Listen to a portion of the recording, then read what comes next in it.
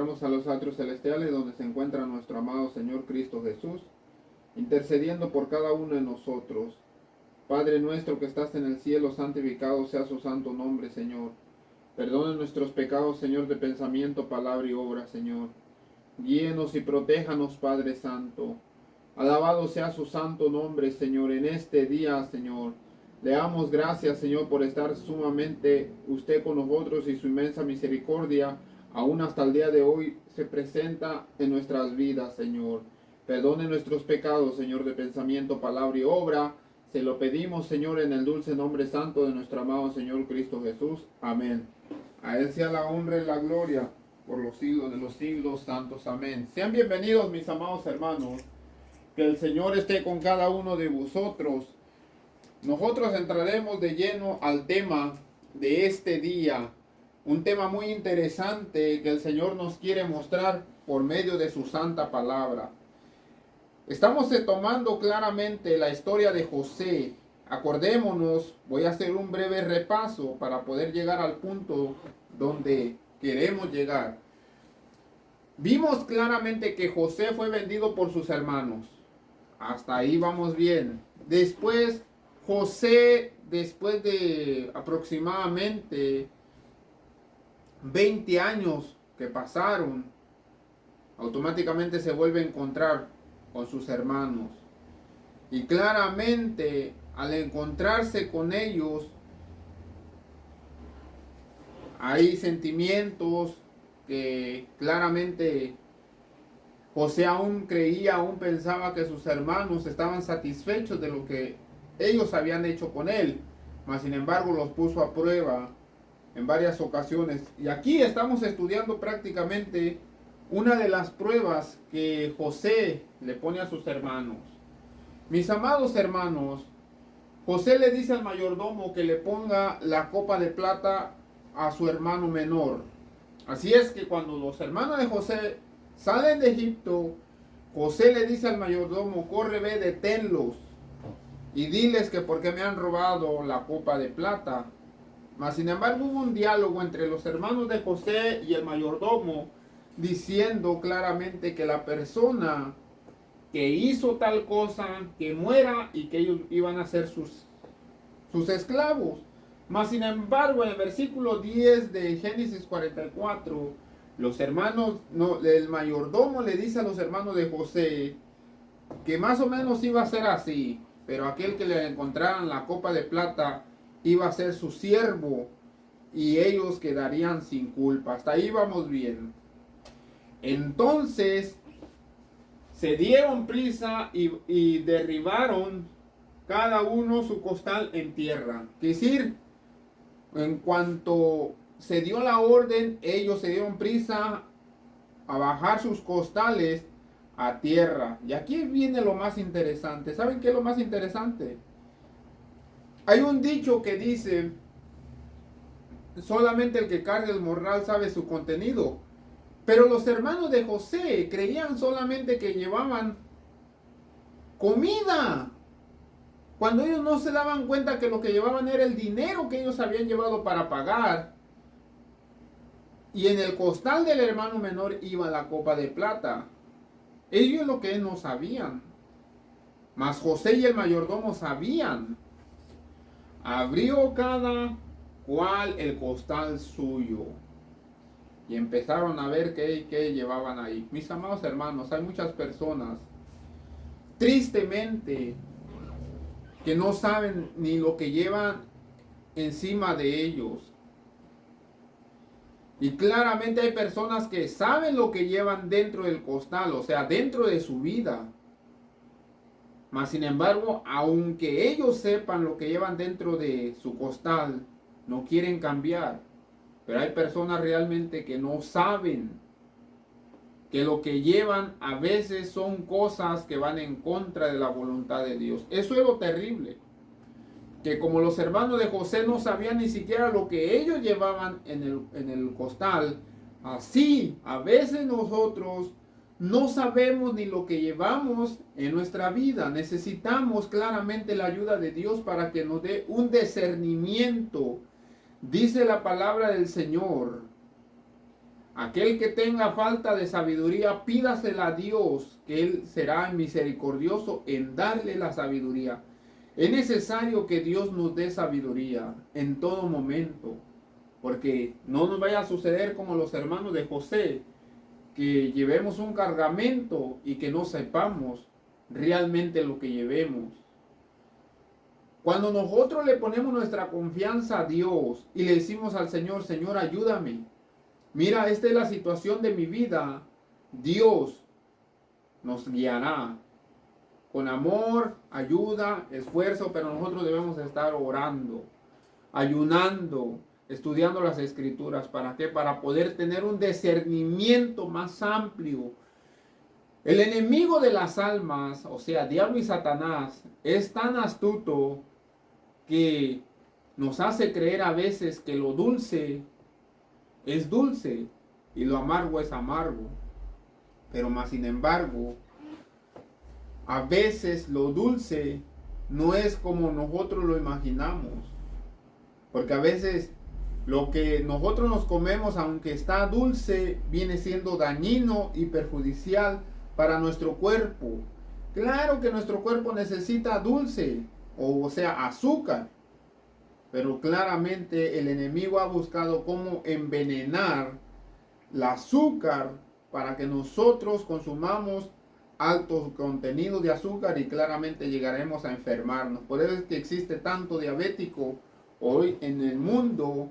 Gracias a que el enemigo de las almas ha estado trabajando tras telones acerca de este asunto. Bueno, regresándonos al tema, mis amados hermanos, muy pronto se dará la orden. Dios se sentará y los libros serán abiertos. Habrá un juicio. Esto, lo que está sucediendo aquí, que bajaron y cada quien abrieron sus costales, es un juicio. Igualmente aquí se nos dará o se nos llevará a hacer un juicio. Dice el libro de Daniel, miren lo que dice. Daniel 7 del 9 al 10. Dice Daniel, estuve mirando en visiones, es una visión, hasta que fueron puestos tronos. Se sentó el anciano de días, cuyo vestido era blanco como la nieve y el pelo de su cabeza como lana limpia.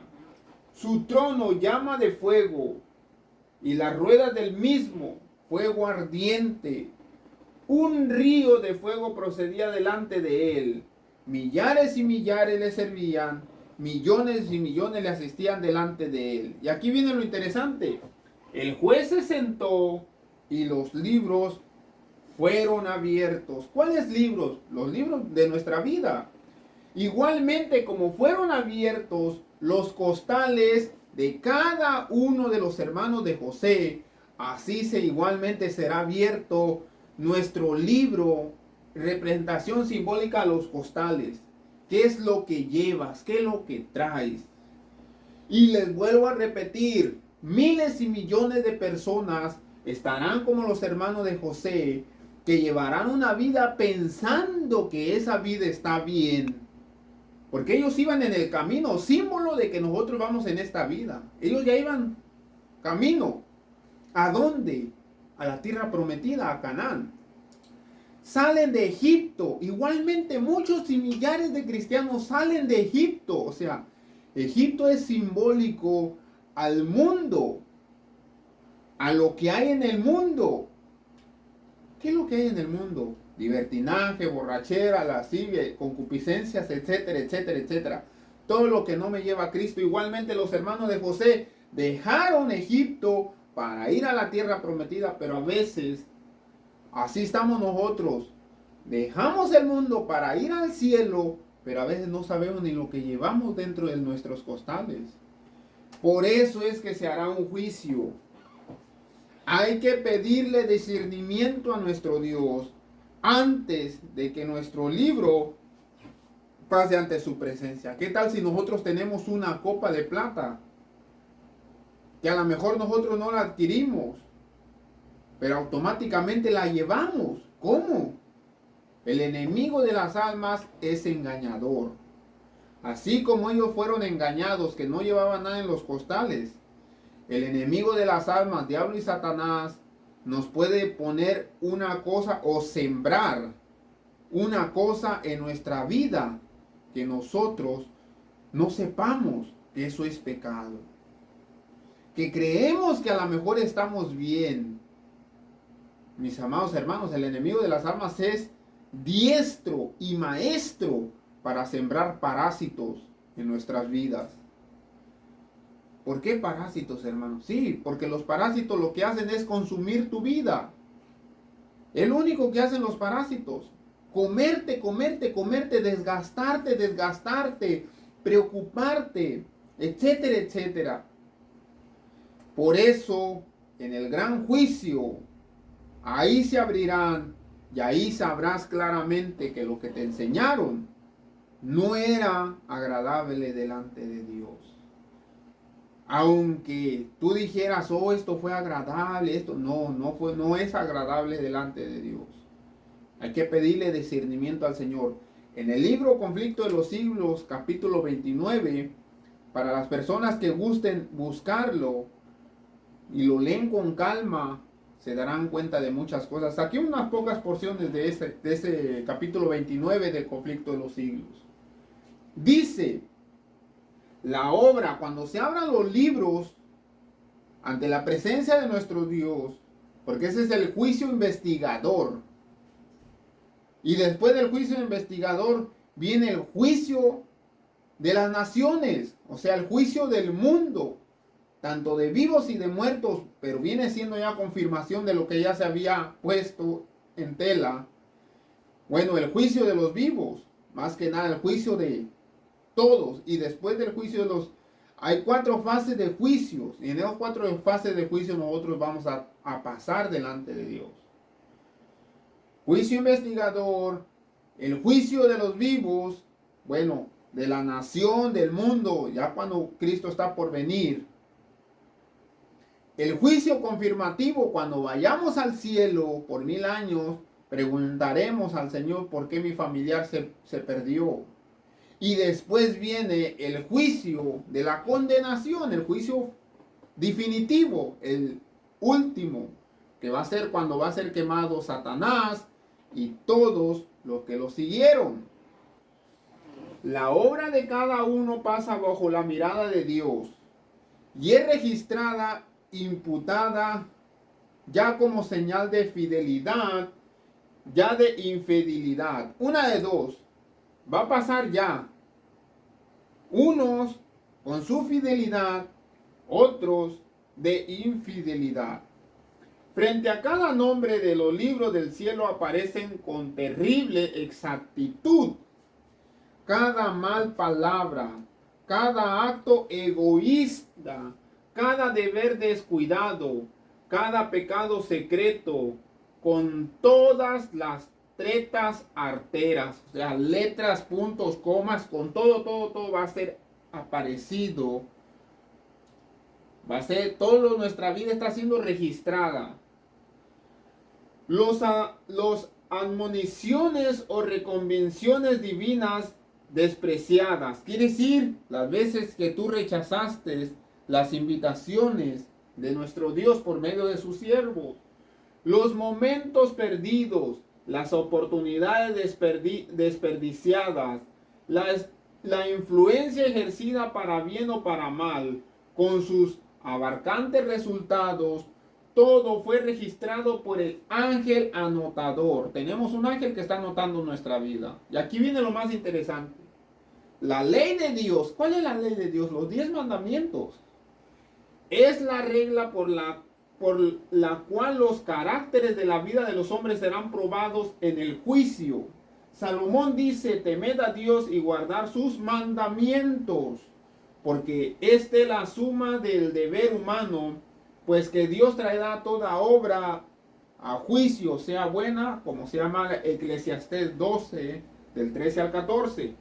El apóstol Santiago, o James, amonesta a sus hermanos diciendo, así hablad pues, así obrad, como hombres que van a ser juzgados por la ley. La ley de los 10 mandamientos se le conoce también como la ley de la libertad. Todo va a ser puesto frente a nuestro Señor o de nuestro Dios. Pero aquí viene lo más interesante.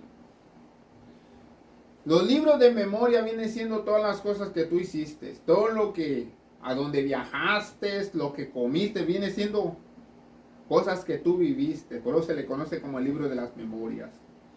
A medida que los libros de la memoria se van abriendo en el juicio, igualmente como los hermanos de José estaban abriendo los costales, el mayordomo estaba haciendo el juicio, a ver dónde estaba la copa de plata. Las vidas de los que hayan creído en Jesús pasan ante Dios para ser examinados por Él.